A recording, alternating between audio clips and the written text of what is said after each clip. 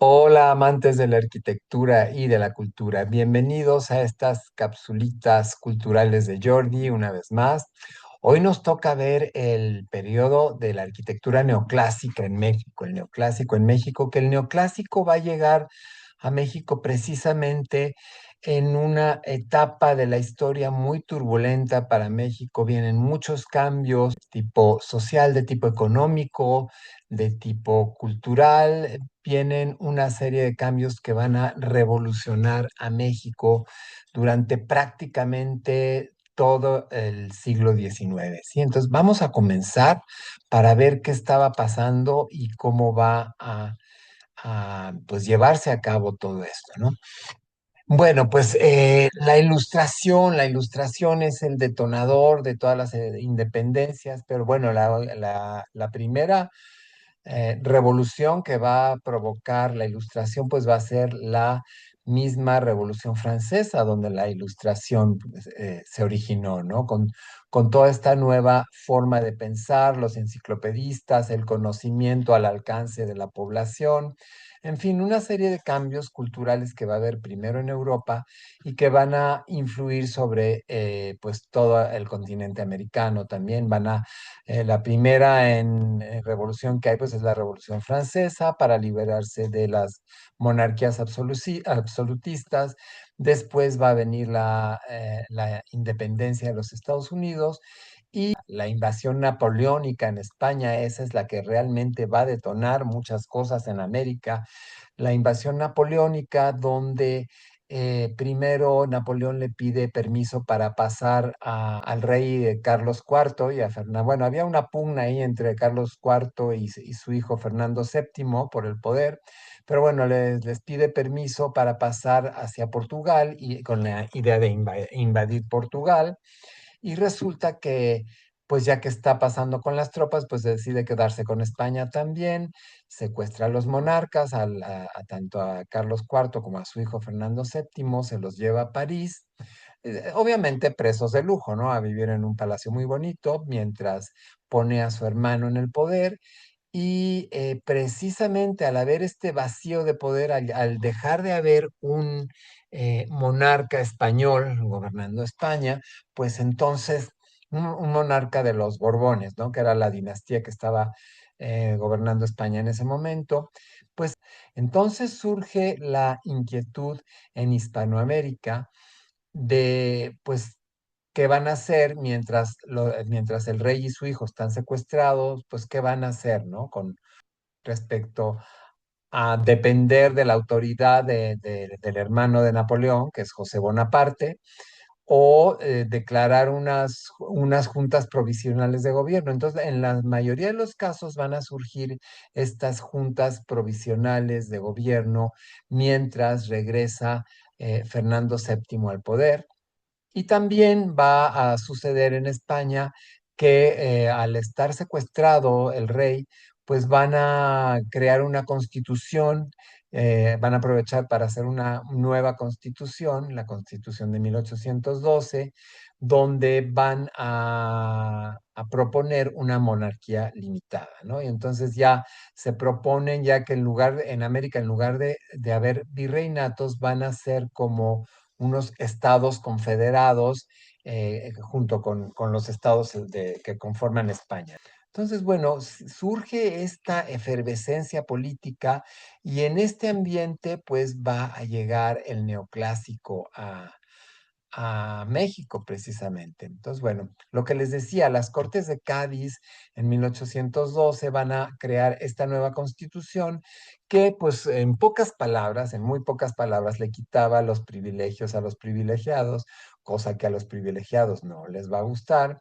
Hay una abolición del régimen. Aquí tenemos los puntos principales de esa constitución. La abolición del régimen señorial, la eliminación de la Inquisición española, la desamortización de los bienes de la Iglesia, cambiar de monarquía absolutista a una monarquía parlamentaria con lo que se limitaba el poder del rey.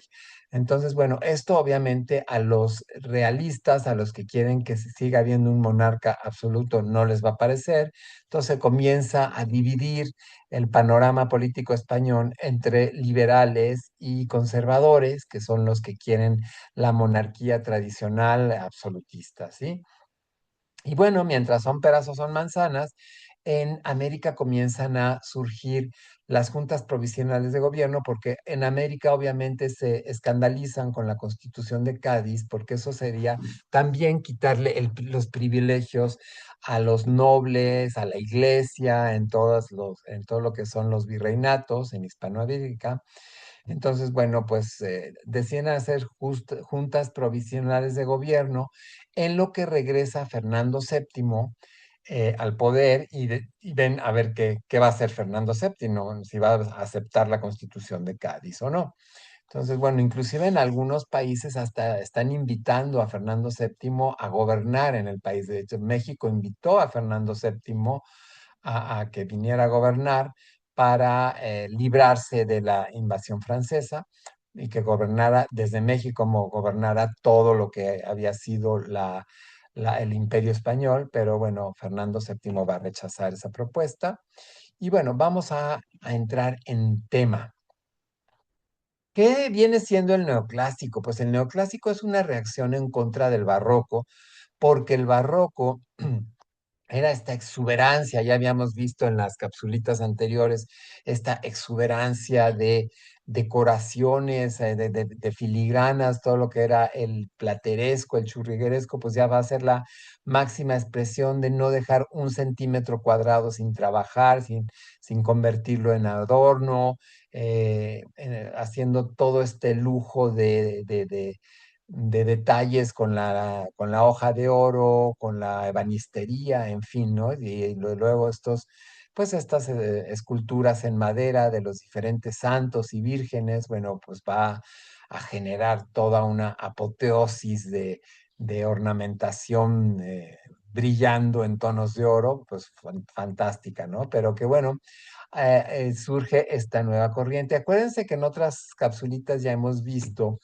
que cuando hay una corriente que ya es aceptada y que ya se toma como algo académico y que ya se da por hecho que esa es la corriente correcta y todo, siempre va a haber gente que surja protestando y que surja tratando de imponer algo en contra de lo que ya estaba establecido. Y esta no va a ser la excepción.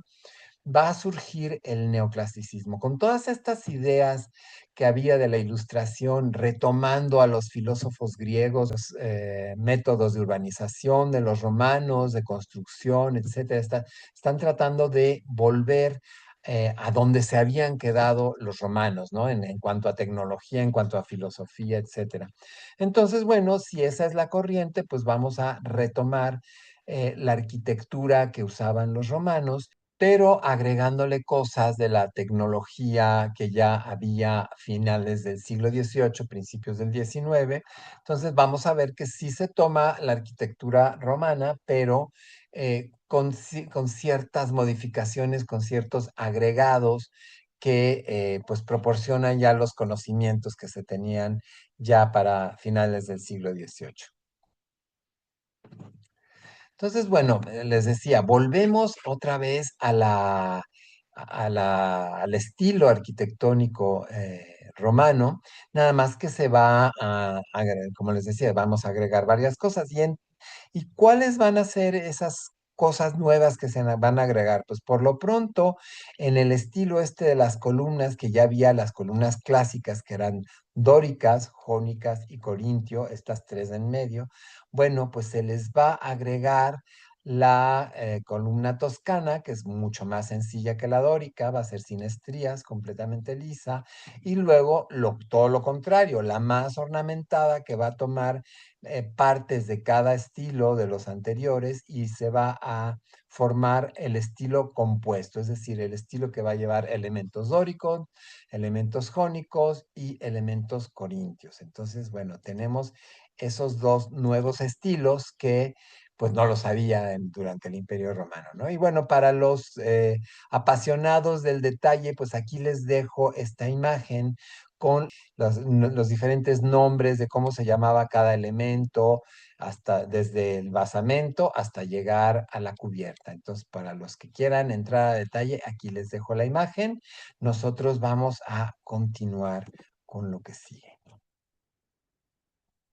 Entonces, bueno, tenemos también, por ejemplo, el frontón, que es este triángulo que remataba a los edificios, pues ya no va a ser un triángulo cerrado como era en el Imperio Romano. Bueno, en algunos casos, algunos arquitectos sí respetarán el frontón tradicional, pero muchos otros arquitectos le van a poner de su cosecha, entonces le van a poner, lo van a interrumpir y van a poner un pináculo hasta arriba. ¿Qué es el pináculo? Pues esto que ven aquí, este es muy sencillito, esto es una simple esfera de piedra, pero es lo que conforma el remate superior, donde viene un eje de una columna, donde viene la interrupción de los barandales para luego continuar. Ahí colocaban un pináculo que no es más que un ornamento de remate hasta arriba de la fachada, ¿sí? Entonces aquí tienen las diferentes opciones para hacer un frontón, frontones truncados, frontones semicirculares, curvos, con volutas, con diferentes elementos que van a hacer ya más versátil la utilización de la arquitectura romana. Bueno, y aquí tenemos a este arquitecto que fue de los arquitectos pues, más representativos del neoclásico en México, que es el arquitecto Manuel Vicente Agustín Tolsá y Sarrión, ese era el nombre completo, pero para la historia va a pasar simplemente como Manuel Tolsá. Y aquí tenemos un óleo que le hicieron, bastante favorecido, porque este retrato de perfil que le hicieron, que le hizo otro pintor aquí a la derecha, pues como que no lo favoreció mucho, parecerían dos personas diferentes, pero bueno, aquí sí, este que hicieron en un óleo en color, pues ya está mucho más favorecido, más galán se ve. Entonces, bueno, va a llegar, él va a nacer en Valencia, en España, Manuel Tolsá, y va a llegar a la Nueva España en 1971. Se va a casar con una criolla que vivía aquí y va a tener 9 hijos con ella. Se nota que no tenían televisión. Y bueno, va a morir ahí mismo en la Ciudad de México en 1816, casi cumpliendo los 60 años, ¿sí? Ahí tenemos la firma y bueno, ahí tenemos una escultura que él va a hacer, ahora la vamos a explicar mejor. Y resulta que Manuel Tolsá llega porque se había abierto una vacante en la Academia de San Carlos, en México. Y bueno, la Academia de San Carlos había sido formada a imagen y semejanza de la Academia de Artes de San Fernando de Madrid. Entonces digamos, era una especie de sucursal. Entonces, bueno, Tolsá, habiendo estudiado en San Fernando, pues ya termina sus estudios y le solicita a Carlos III, al rey, que pues lo envíe a la Nueva España para fungir como director. Carlos III lo acepta, porque, por cierto, se había abierto la vacante de director de la academia, que en esa época se llamaba Academia de las Tres Artes de San Carlos de Borromeo. ¿Sí? Ese era el nombre oficial estamos hablando todavía de tiempos del virreinato, está ya a punto de terminar el virreinato, pero todavía tiene ese nombre. Entonces, bueno, el rey le da permiso y le pide que, como el estilo neoclásico ya estaba teniendo bastante éxito en la España del siglo XVIII, de finales del XVIII, pues le pide que lleve este nuevo estilo y que lo difunda por la Nueva España para que sustituya al obsoleto y muy sobrecargado, según ellos, el muy recargado estilo barroco. Bueno, pues se trata de sustituirlo con este mucho más sobrio estilo neoclásico. Entonces, bueno, aquí vemos una fachada de la Academia de San Carlos, un grabado antiguo donde se ven todavía los carruajes de caballos llegando.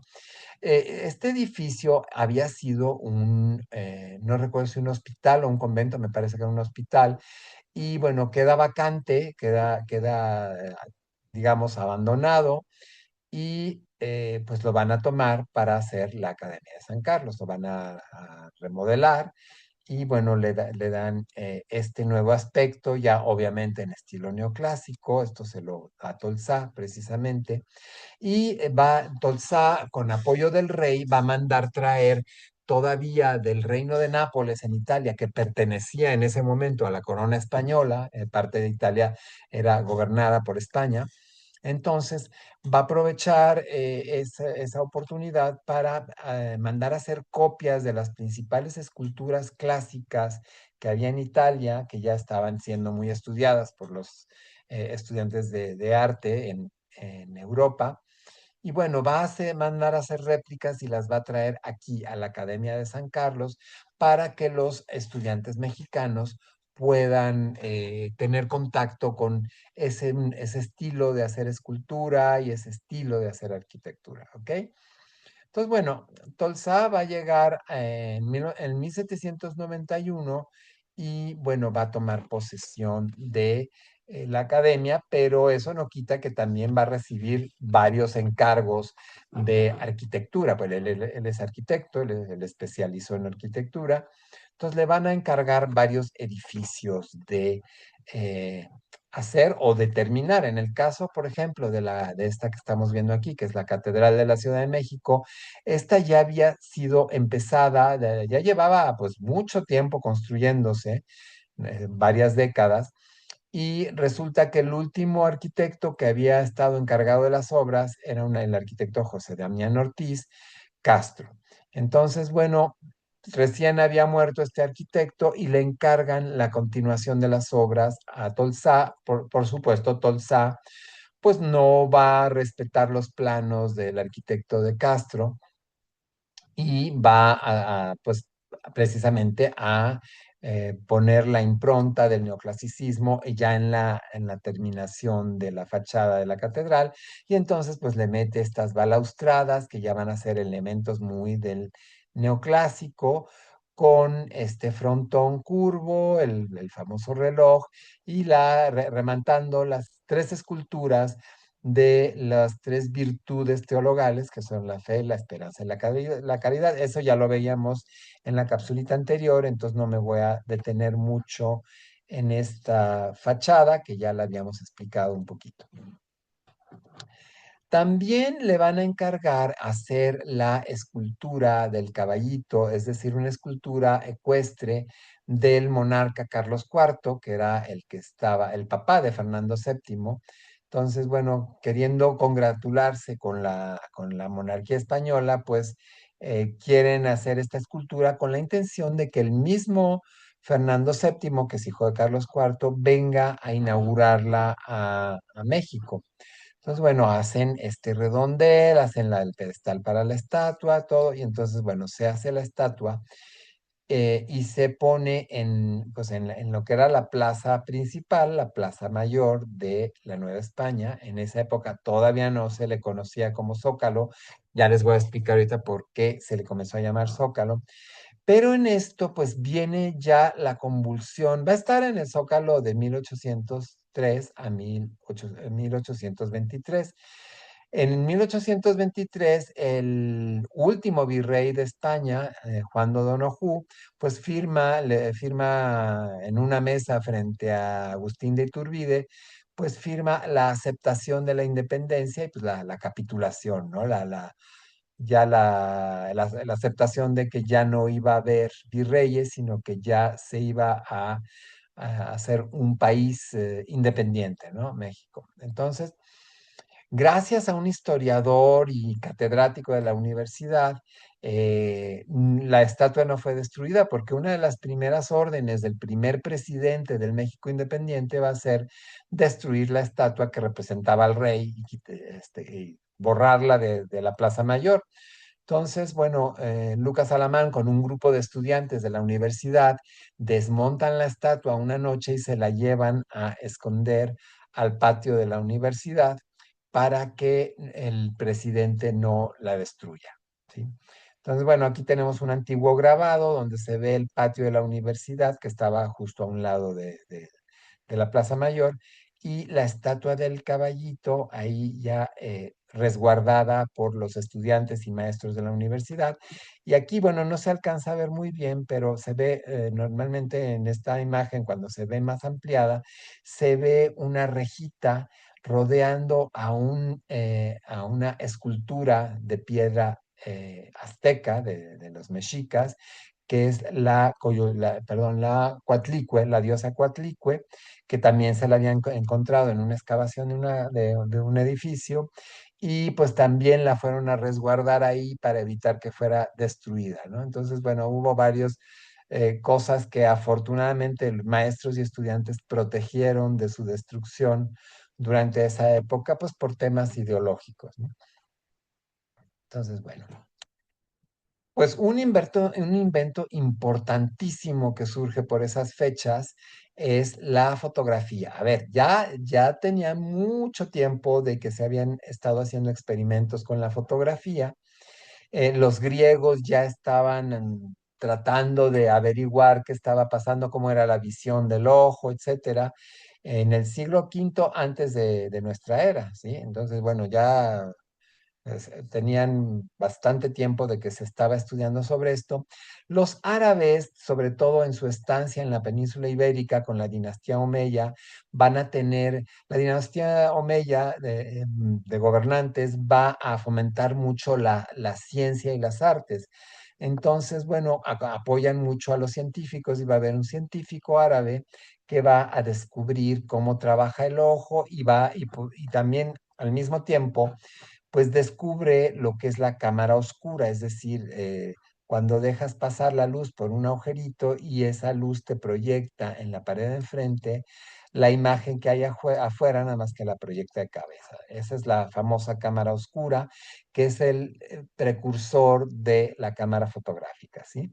Entonces, bueno, va a ser hasta el siglo XIX cuando este Nicéforo Niepce pues desarrolla lo que es la fotografía porque también consigue la forma de poder dejar impresa esa imagen que se proyecta de cabeza en la cámara oscura, pues él consigue los elementos químicos para que esa imagen pueda quedar impresa. Al principio va a ser en un vidrio con que se le untaba nitrato de plata y posteriormente la fotografía se va a poder imprimir sobre un papel, ¿sí? Para poderse quedar fija en un papel esa imagen. Entonces, bueno, entre Nicéforo Niepce y su socio Luis Daguerre, van a perfeccionar lo que es la fotografía y van a surgir las primeras cámaras fotográficas y pues junto con ellas los fotógrafos y junto con los fotógrafos pues los fotógrafos de reportajes de todo tipo, ¿no? Reportaje político, reportaje artístico, reportaje arquitectónico y bueno, van a salir un ejército de fotógrafos por todos lados haciendo las primeras fotografías que en esa época no se conocían como fotografías, sino como daguerrotipos en honor a Luis Daguerre, que junto con Nicéphore Niepce fueron los precursores, los inventores de la fotografía moderna, ¿vale? Entonces, bueno, este momento de la historia a mí me apasiona mucho porque a partir de ese momento, los que nos gusta comentar la historia, vamos a dejar de apoyarnos en grabados antiguos, en pinturas al óleo, en retratos de personajes, para poder comenzar a apoyarnos en fotografías que son mucho más realistas y mucho más fidedignas conforme el objeto que se está retratando. Los pintores se daban el lujo, pues, de si el retrato, si la persona a la que estaban retratando tenía algún defectillo, pues se lo corregían y la fotografía, ¿no? La fotografía va a ser mucho más fiel a la imagen real. Claro, después va a venir ya la edición fotográfica y los trucos y los efectos especiales y todo eso, pero eso va a venir hasta después. Entonces, bueno, tenemos esta escultura que ya la veíamos en las diapositivas anteriores. El famoso caballito le tocó hacer varios viajes. Ya vieron ustedes que lo pusieron a mitad de la Plaza Mayor, luego viene la Independencia, lo tienen que quitar antes de que los liberales pues lo rompan, ¿no? Lo destruyan. Entonces, bueno, se está un tiempo en la universidad y cuando ya las aguas se calman, van a decidir ponerlo en al final de una avenida que se llamaba Avenida Bucareli, haciendo esquina con lo que actualmente sería la Avenida Juárez y bueno, con lo que también posteriormente iba a ser el Paseo de la Reforma, ¿sí? Esta confluencia de tres avenidas forma un gran espacio y ahí van a decidir hacer una glorieta y poner el caballito en esa glorieta. ¿Sí? Esta foto obviamente ya es muy posterior, ya es de la época del Porfiriato, pero bueno, vamos viendo cómo este pobre caballito le tocó cabalgar mucho. Y volviendo a Manuel Tolsá, le van a encargar el Palacio de Minería, le van a cargar de la Real Escuela de Minería, pues querían hacer un edificio donde pues tuviera varios usos, ¿no? Fue donde se cotizara el precio de los minerales, de los diferentes minerales que se extraían de las minas, pues ahí es donde se iban a hacer las logias para fijar un precio, ¿no? Un precio estándar para los diferentes minerales.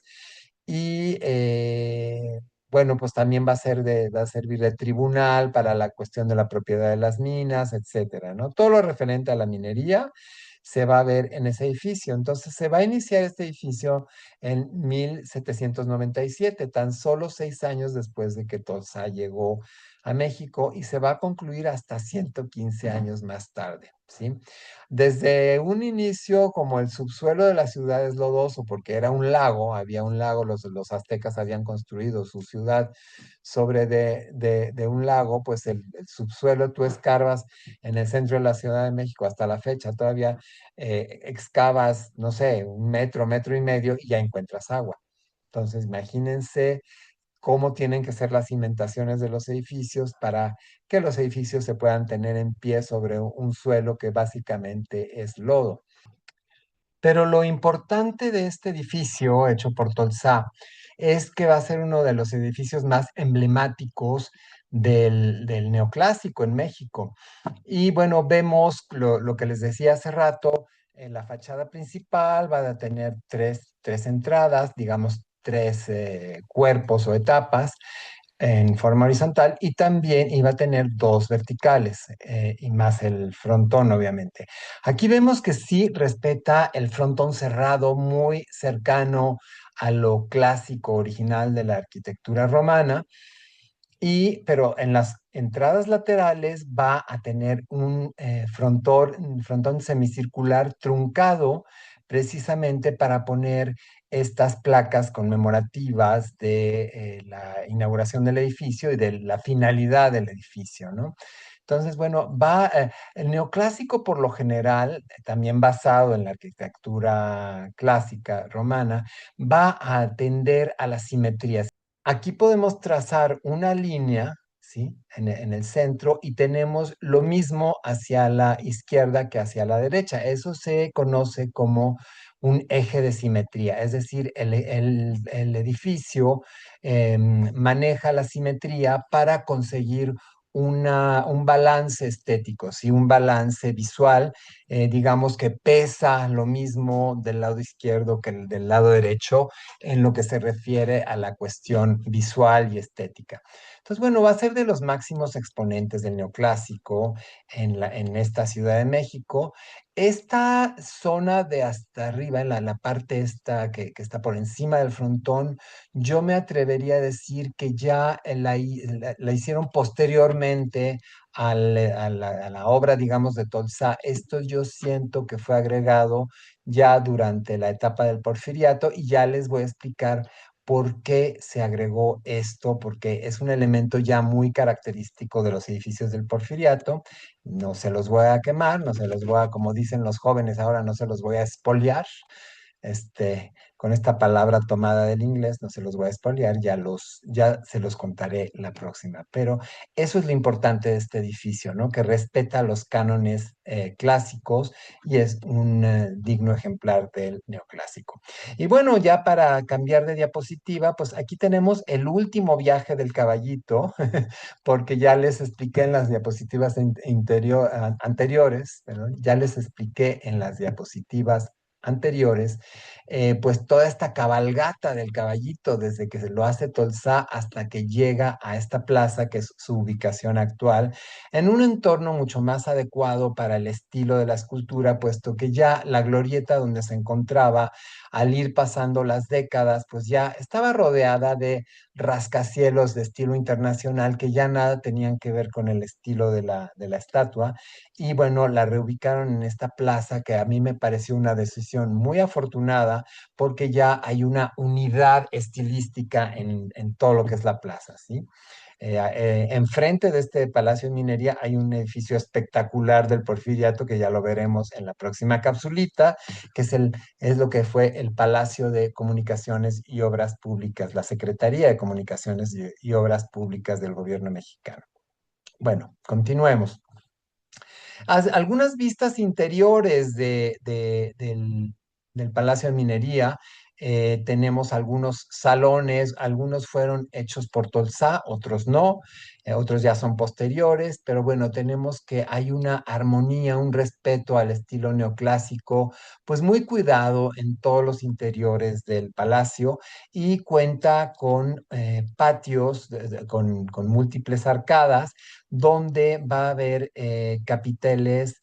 Estas rayitas que ven ustedes aquí en las columnas se llaman almohadillados, ¿sí? Estas rayitas que se van a repetir mucho en las fachadas de los edificios neoclásicos se llama una pared almohadillada o un muro almohadillado. En este caso, columnas almohadilladas también, porque tienen estas canales que se les hacen para simular una especie de sillería de cantera, ¿sí? Entonces, bueno, tenemos aquí los diferentes salones. No me voy a detener mucho a describírselos, nada más que sepan ustedes que pues, es un gran edificio representante del neoclásico en la Ciudad de México. Otro edificio hecho por Manuel Tolsá es el Palacio del Conde de Buenavista, que actualmente está ocupado por el Museo Nacional de San Carlos desde el año de 1932. No confundan, por favor, el edificio que vimos en las primeras diapositivas, este edificio como de color ocre o color chedrón, también con almohadillado, con grandes rectángulos en la fachada, que es la Academia de San Carlos. Este es el Museo de San Carlos y lo que está ya en las calles del centro es la Academia de San Carlos, que fue la que vino a dirigir Manuel Tolsá, ¿sí? Pero bueno, este va a ser otra de sus obras. Aquí tenemos el típico remate de todas las fachadas de Tolsá, que además es apegado al estilo neoclásico, que van a ser estas balaustradas como estilo francés, yo diría, con estos pináculos, estos remates que van a tener esta especie de jarrones de cantera, ¿sí? Entonces va a ser un poquito el elemento recurrente de Tolsá para cerrar lo que es la fachada, como el remate superior, y también va a ir intercalando en las ventanas pequeños frontones sobre las ventanas, va a poner uno semicircular y otro triangular, y luego igual, ¿no? Triangular, semicircular, triangular, y así los va a ir alternando, lo cual le da un cierto ritmo, un cierto movimiento a la fachada. Y en el caso de este Palacio del Conde de Buenavista, pues lo interesante es que la entrada principal está como remetida, por lo general lo manejaban al revés, la entrada principal quedaba como sobresalida del paño de la fachada, ¿no? Del nivel normal de la fachada. La entrada principal por lo general va a quedar hacia afuera, que es recordando a los templos clásicos, va a quedar como 1 metro, 2 metros hacia afuera de la fachada. Bueno, aquí, por cuestiones de la anchura de la calle era muy angosta, entonces para darle un mayor realce, un mayor campo visual a la fachada, pues decidió echarla unos 3 o 4 metros hacia atrás para que pudiera ser más apreciada, ¿no? Por la gente que pasaba por la calle. Y también otra característica interesante de este edificio es que su patio no va a ser cuadrado, va a ser un patio ovalado, un patio de planta oval, y va a ser de las características que lo van a distinguir con otros edificios del neoclásico. Y también vemos, alcanzamos a ver aquí ligeramente algunas de las esculturas que probablemente trajo Tolsá y que con el tiempo fueron traídas de la Academia de San Carlos hacia este edificio, porque muchas son también de arte clásico, son copias en yeso de arte clásico, que quizás había demasiadas en la Academia de San Carlos y pues al decidir hacerlo museo en el 32, pues decidieron traerse algunas de la academia que estaba en el centro a este museo del mismo nombre, ¿sí? Ok, bueno, el edificio, este mismo edificio del Palacio de los Condes de Buenavista, en su fachada trasera, la fachada que daba al jardín, que aquí sí está salida, este pórtico con las columnas va a estar salido de la fachada, que era lo común, lo que se usaba para darle más realce, ¿no? Esta es la entrada trasera del edificio y aquí tenemos otro ángulo desde la planta alta del patio oval con estas esculturas clásicas, estas reproducciones de esculturas clásicas traídas desde Europa. Bueno, es el último ejemplo que vamos a ver. Hizo varios edificios más, Tolsá, pero de los más representativos son estos que hemos visto. El último que les voy a enseñar es este Palacio del Marqués del Apartado. ¿Por qué se llama Marqués del Apartado? Porque era precisamente el encargado de apartar el quinto real para la corona española y enviarla a España. O sea, era una especie de contador del virreinato donde pues se llevaba ahí la contabilidad de todos los ingresos de las principales minas, etcétera, y va a hacer el apartado para enviarlo a España, ¿sí? Del famoso quinto real, es decir, el 20% de los ingresos del virreinato se iban a la corona y a principios cuando en las primeras décadas del virreinato, gran parte de ese quinto real que se iba para España regresaba para apoyar a las misiones que se estaban expandiendo hacia el norte. Eso ya lo vimos en capsulitas anteriores. Aquí vemos, pues, igual los mismos recursos de Tolsá, ¿no? Estos jarrones, aquí es un jarrón invertido de cantera, las típicas balaustradas y los pináculos que se convierten en jarrones, pues por lo general coinciden con los ejes de las pilastras, ¿no? De estas columnas, de estos ejes constructivos que suben desde la planta baja, van subiendo y rematan en estos pináculos. ¿Ok? Esta cúpula que ven aquí es la parte trasera de la Catedral de México. Este palacio se encontraba detrás de Catedral, ¿sí? Aquí también se alcanzan a ver las torres de Catedral.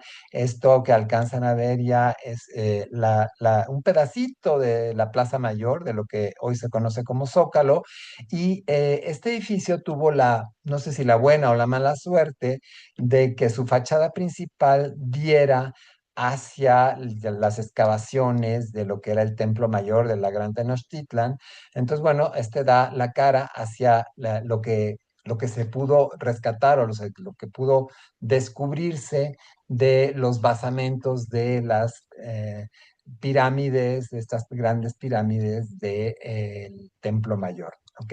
Entonces, actualmente tengo entendido que la puerta principal permanece cerrada y se accede al museo porque es un edificio que se puede visitar, también tiene un área como museo y se puede visitar por la calle lateral, ¿sí? Que esa sí permanece abierta al público. Y bueno, el edificio después de la independencia perteneció todavía a esta familia de estos marqueses y en el año de 1841 fue vendido a diferentes compradores, lo tuvieron hasta que ya durante el Porfiriato, don Porfirio decidió adquirir el edificio y remodelarlo para que fuera el Ministerio de Justicia e Instrucción Pública a cargo de don Justo Sierra. Entre don Porfirio y Justo Sierra, y bueno, varios de los que se llaman científicos, ya lo veremos en la próxima capsulita, son los que van a diseñar la historia oficial de México, ¿sí? Quiénes van a ser héroes y quiénes van a ser villanos en la historia, eso lo va a decidir Justo Sierra junto con otros funcionarios del gobierno de don Porfirio. Y es lo que hasta la fecha nos manejan en los libros de texto gratuito. Bueno, aquí se inició lo que hoy se conoce como Secretaría de Educación Pública en México. Este fue el primer organismo, fue el antecedente de la SEP, fue el Ministerio de Justicia e Instrucción Pública. Y bueno, esta restauración que les dije que había mandado a hacer don Porfirio, la hizo su hijo el teniente coronel Porfirio Díaz Ortega, fue el que va a hacer esta restauración y va a encontrar hallazgos cuando están reparando los cimientos del edificio, va a encontrar hallazgos en los sótanos del edificio, que son pues, una escalinata de uno de los templos secundarios del Templo Mayor. No era ni la pirámide de Huitzilopochtli, ni la de Quetzalcóatl, ni la de Tlaloc, era un templillo secundario, pero bueno, que se descubrieron estos restos en los sótanos del edificio y decidieron hacer un espacio para que se pudiera visitar y se descubrieron junto con esta cabeza Xicoatl o serpiente de fuego y otro que se ve por aquí en chiquito, aquí casi no se alcanza a distinguir, pero es un ocelote o boxicoatl, ¿sí? Un animal típico de la época prehispánica. Ok, bueno, pues vamos a continuar. Este es el patio interior, ya lo ven también en estilo neoclásico, es un patio rectangular y en esta puerta del patio pues se puede acceder a las ruinas prehispánicas que hay por debajo del edificio. Otros elementos de Tolsaya, para terminar con Tolsá, pues fueron el baldaquino o ciprés del altar mayor de la Catedral de Puebla, este todavía se conserva. También hizo el altar mayor en la iglesia de Santo Domingo, en la Ciudad de México, y en la iglesia de la Profesa también. Tristemente retiraron unos retablos barrocos espectaculares como los que les enseñé en la cápsula anterior para poner estos en estilo neoclásico que eran ya de un estilo más sobrio, más contenido, ¿sí? No menos bello, pero bueno, la tristeza es que se perdía una obra de arte para colocar otra obra de arte. Entonces, bueno, esa es parte de lo que vamos a ver en la historia del arte, que pues algunas cosas se pierden para ser sustituidas por otras. Y dejó los planos, él ya no pudo realizar esto, pero dejó los planos de un edificio que hoy en día conocemos como Hospicio Cabañas, que fue ejecutado por el arquitecto Juan Gutiérrez en 1813, precisamente ya arrancados los intentos de independencia, aunque bueno, ese primer intento de la independencia con Miguel Hidalgo, Allende y todas estas personas que lo acompañaban, va a ser completamente aplastado y sofocado. Y para el 1816, el virreinato de la Nueva España continuaba estando en paz, pacificado en su mayor parte, y va a venir otro intento posterior ya no de independencia, porque este primer intento no era de independencia, era de una junta provisional de gobierno, como ya lo expliqué, mientras liberaban a Fernando VII. ¿Ok? Bueno, tenemos este otro exponente. Esta vez les estoy manejando los principales exponentes del neoclásico. No podemos ver todos porque no nos daría el tiempo. Ya no sería capsulita, ya sería toda una cátedra de varias horas. Pero bueno, este es Lorenzo Martínez de la Hidalga y Musitú, mejor conocido para los amigos como simplemente Lorenzo de la Hidalga, ¿sí? Se hizo famoso, pues más que nada por esta cúpula que se conserva todavía en el centro de la Ciudad de México, que es la cúpula del centro de Santa Teresa la Antigua. Y bueno, lo que les comentaba yo en las diapositivas anteriores con el invento del daguerrotipo, de la fotografía, pues ya estamos en la transición de que podemos hablar de un personaje histórico enseñando su retrato como una pintura al óleo o también ya con estos personajes de esta época de mediados del siglo XIX, podemos enseñar ya fotografías de ellos porque ya comenzaba la fotografía. Entonces, bueno, me parece a mí espectacular esta época porque ya van coincidiendo ambos métodos, ¿no? El de la pintura tradicional y el de la fotografía que se va a ir mejorando, se va a ir perfeccionando hasta las fotografías espectaculares de alta dimensión que tenemos hoy en día. Bueno, un interior del templo de Santa Teresa la Antigua, esta cúpula preciosa que veían por fuera, bueno, pues por dentro no es menos hermosa, en un neoclásico prácticamente puro. Que aquí la tenemos con los capiteles, estos capiteles de estas columnas hechos, forrados con lámina de oro, ¿sí? Todo esto, pues, actualmente se puede visitar. Afortunadamente no fue derribado. Hubo intentos de derribarlo cuando se comenzaron a hacer las excavaciones del Templo Mayor. Había gente que lo querían derribar para ver qué había debajo, ¿no? Pero realmente pues no se tenía la garantía de que lo que había abajo pudiera superar lo que hay encima. Y lo que se ha hecho en muchos edificios es como el anterior que les acabo de enseñar. En los edificios donde se ha podido, se han hecho excavaciones entre los cimientos de los edificios para ver qué se descubre de restos prehispánicos. La misma Catedral Metropolitana tiene también subterráneos donde se pueden visitar algunos fragmentos de muros, algunos desplantes de escaleras de lo que era el conjunto del Templo Mayor. ¿Sí? Bueno, este arquitecto, Lorenzo de la Hidalga, también va a recibir el encargo de lo que yo llamo el teatro multinombres, porque es un teatro que va a ir cambiando de nombres, como precisamente se construye durante la efervescencia política, la transición del virreinato hacia el México independiente, la transición entre el imperio mexicano, que también se atraviesa por ahí, con Iturbide, que se declara, primero, pues lo nombran presidente, digamos, lo nombran, pues más que nada capitán general del ejército mexicano y luego, pues mediante argucias, pues logra que lo declaren emperador de México, ¿no? Y después mandan de Europa, nos mandan a un emperador europeo, un emperador Habsburgo, a sustituir a Iturbide y gobernar México, ¿sí? O sea, va a haber convulsión política, va a haber alternancia de gobierno republicano con monarquía, etcétera.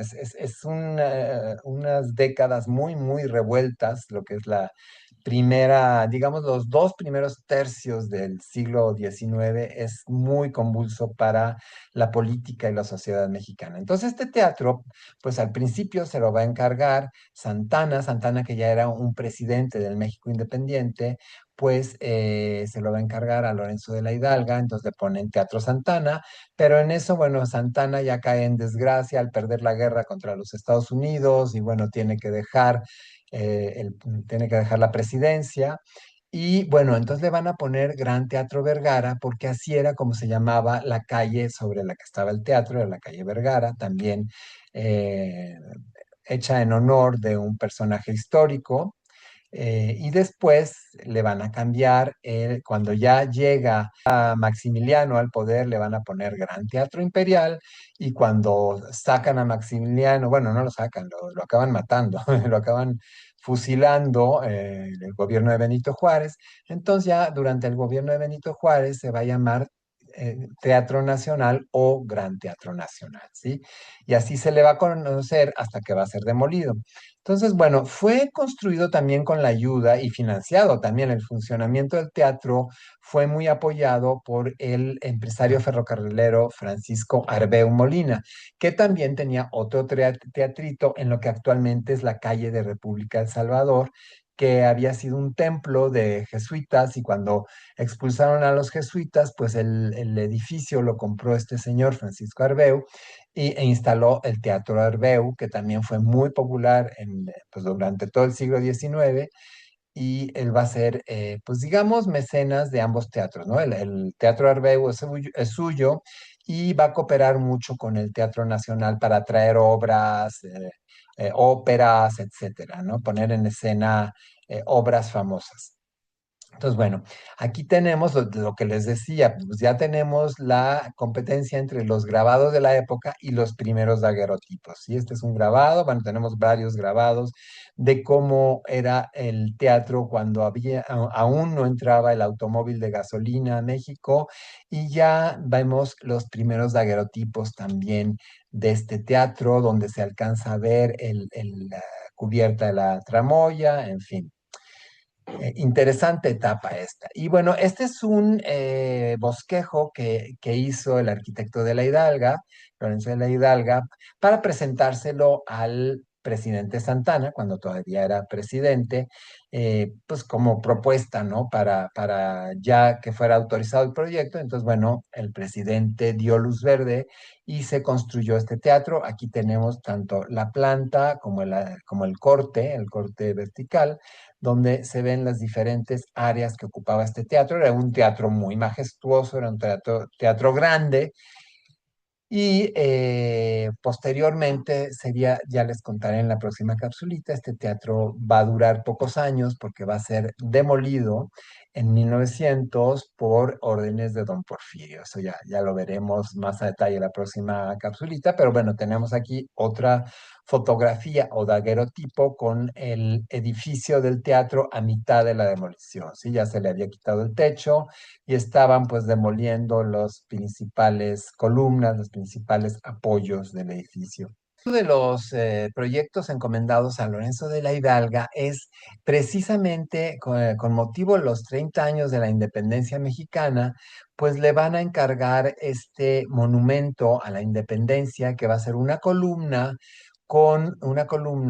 muy majestuosa, con una victoria alada, ¿sí? Este personaje con alas que está celebrando la victoria de la Guerra de la Independencia. Aquí le vemos con una corona de laurel en una mano y unas cadenas rotas en la otra mano. Sí, era el simbolismo del triunfo de la independencia.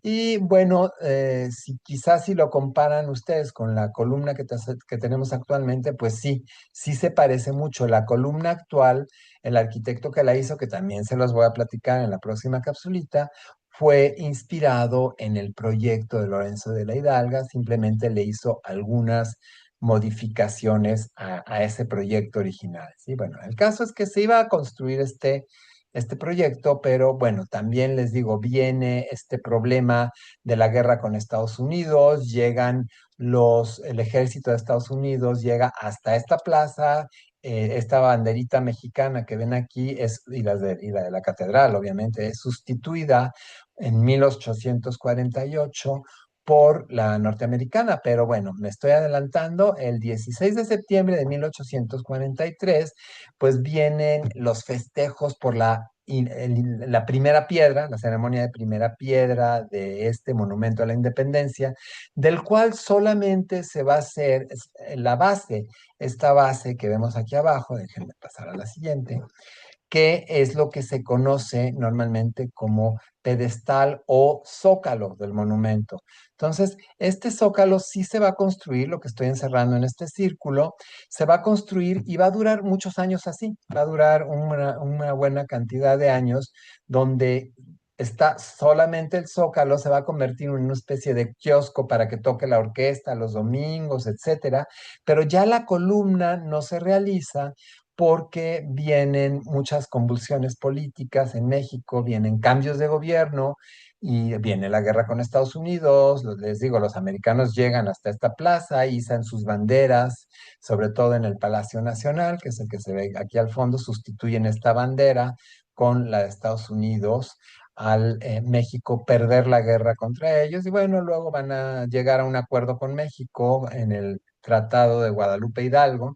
Entonces, bueno, de ahí, de esta base llamada Zócalo, es que la gente comienza a llamar, en lugar de Plaza Mayor o Plaza Real, que era como que Plaza de Armas, que era como se conocía en un principio en el virreinato, deja de ser Plaza de Armas para convertirse en simplemente la Plaza del Zócalo, o a secas el Zócalo, porque así la bautiza la población. Como duró ese Zócalo sin terminar el monumento, pues todo el mundo se citaba, vamos a vernos en el Zócalo, y pues ya esa plaza la gente la bautizó como el Zócalo. Y hacemos la pausa que hacemos siempre para pedirles, solicitarles que si aún no lo han hecho, pues le den clic a suscribirse para que les lleguen los avisos de cuando publico cosas en mi canal. Entonces, háganle caso a esta chica que siempre está aquí para recomendarles que se suscriban y también denle clic a la manita hacia arriba. Eso me permite continuar haciendo este tipo de videos. Y vamos a continuar. Bueno, pues otros grabados del Zócalo, de cómo continuó siendo el Zócalo ya en el año 64, ya más o menos a finales del gobierno de Benito Juárez, pues los gobiernos siguientes decidieron pues arbolarlo más, o sea, porque tenía pues prados nada más, pero deciden pues plantar árboles y que se haga una especie de bosquecillo ahí, de parque más en forma. Y bueno, era hermosísimo ver la Plaza Mayor de la Ciudad de México, toda arbolada, toda con sus fuentes. Era una especie de Alameda número 2, porque se tenía ya la Alameda Central, pero deciden hacerla muy del estilo de la Alameda, con sus fuentes, con sus esculturas, para que la gente se paseara entre estos árboles de la Plaza Mayor.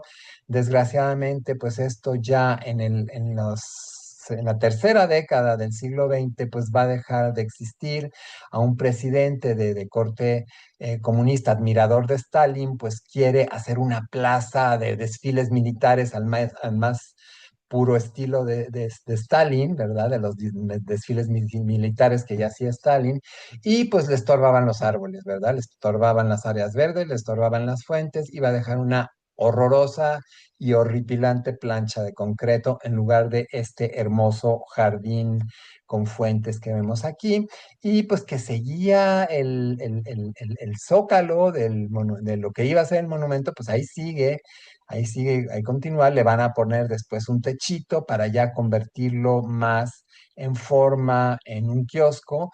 Y bueno, aquí vemos lo que eran las farolas de gas que ya por esas épocas también a finales del siglo XX, del siglo XIX, perdón, van a ser sustituida la iluminación de gas que tenía el centro de la Ciudad de México por la iluminación eléctrica. O sea, poco a poco va llegando el progreso a la Ciudad de México. ¿Sí? Y bueno, estas fotos son así como anécdota. En los años 90 hubo un presidente que le dio por poner banderas gigantescas por toda la Ciudad de México con unas astas banderas, pues también altísimas, de 30, 40 metros de altura. Y bueno, cuando hacen la excavación para poner el asta bandera gigante, pues se encuentran con los restos de lo que había sido el zócalo del Monumento a la Independencia. Se encuentran, ya llevaba varios años esta plancha horrorosa de concreto, que hasta la fecha, pues es una plancha horrorosa de concreto, no sirve para otra cosa más que para hacer ferias populistas, pero pues que tristemente pasó a fastidiar el aspecto estético de la principal plaza de la Ciudad de México, ¿sí? Entonces, bueno, descubrieron estos cimientos del zócalo que había y pues decidieron volverlos a tapar, o sea, hicieron su asta bandera gigantesca y pues como que esto no merecía la pena dejarse al aire como el Templo Mayor, o sea, dejarse a la vista de las personas para que pudieran ver también son reminiscencias arqueológicas, pero pues no le dieron ese valor y decidieron volverlo a cubrir con concreto, entonces está ahí tapado. Lo bueno es que pues al ponerle concreto encima, pues cuando vengan generaciones que aprecien más la arquitectura de esa época, pues lo sacarán a la luz y lo tendrán exhibido como actualmente se exhibe el Templo Mayor, ¿sí? Bueno, pues ya terminando, Lorenzo de la Hidalgo, una de las últimas obras que va a hacer, va a sustituir un ciprés o un baldaquino barroco, en estilo barroco, que había sido hecho por Jerónimo de Balbás, lo va a sustituir digamos, más o menos en los años 30 del siglo XIX, por un baldaquino de estilo neoclásico, que era pues, el estilo que predominaba en esa época, y duró varias décadas hasta que en 1943, ya en el siglo XX, con la aprobación del presidente Manuel Ávila Camacho y del arzobispo, el señor Luis María Martínez Rodríguez, pues va a ser desarmado y retirado de la catedral. ¿Sí? No sé si pues haya habido alguna asociación de protectores del arte que haya puesto el grito en el cielo, eso sí lo desconozco, pero pues ante la vista de todo el mundo fue destruido este hermoso ciprés de estilo neoclásico. Ok, ciprés o baldaquino son sinónimos. Y bueno, el último arquitecto que les voy a platicar hoy fue un arquitecto nacido en Celaya, en el estado de Guanajuato, que va a hacer algunos edificios también de estilo neoclásico en el interior de la República. Tenemos varios ejemplos, como la Casa del Conde Rull y Valenciana en la ciudad de Guanajuato, en México, o remodelación del Colegio de Jesuitas, ya a la hora de pasar a ser la Universidad de San Luis Potosí, pues el arquitecto Tres Guerras, Francisco Tres Guerras, va a remodelar la fachada del convento para darle un aspecto ya más de fachada de universidad, ¿sí? O sea, para que hubiera una congruencia con el nuevo uso del edificio. Va a realizar esta fuente en la ciudad de Querétaro también. En fin, va a ser, es la fuente de Neptuno, se llama la fuente de Neptuno. Va a hacer varias obras ya en la última parte del neoclásico en México. Aquí tenemos un autorretrato hecho por él mismo, porque además era pintor, era escultor, o sea, era de estos artistas multidisciplinarios. Y uno de los ejemplos que les doy ya para finalizar es el teatro de Guadalajara, el Teatro de Gollado, hecho por el arquitecto Jacobo Gálvez en 1866, ya en el límite donde ya está a punto de empezar el Porfiriato, termina digamos, los gobiernos de Juárez, todos estos gobiernos interinos que hubo, el imperio de Maximiliano, el imperio de Iturbide. Bueno, ya pasamos por todo eso, el país se está comenzando a asentar, a pacificar y va a subir al poder este señor que ven en la foto, que es el que vamos a ver en la próxima capsulita. Hasta aquí llegamos con el neoclásico previo al porfiriato. Ojo, el neoclásico va a continuar a través del porfiriato, pero el porfiriato va a ser un fenómeno muy chistoso porque va a comenzar a sobreponerse unos estilos de arquitectura con otros, inclusive dentro del mismo edificio se van a combinar bajo varios estilos, lo que se va a conocer como arquitectura ecléctica. Entonces, bueno, pongo aquí 1810, 1870, tiempos de efervescencia política en México, pero ya está por llegar quien podrá estabilizar políticamente, obviamente política y militarmente al país, sacarlo de la bancarrota y darle un lugar respetable en la comunidad internacional. Este señor que logró hacer todo eso que podría parecer imposible fue el general Porfirio Díaz, logró unificar a México y subirlo como una nación respetable en el conjunto de las naciones en el planeta Tierra. ¿Sí? Entonces, bueno, ese es nuestro tema para la próxima capsulita, la arquitectura del porfiriato. No se lo pierdan y por lo pronto les doy las gracias por haber estado aquí, por su tiempo y su paciencia. Y bueno, seguimos con temas apasionantes e interesantes en estas capsulitas de Jordi. Nos vemos la próxima semana. Hasta luego, que estén muy bien.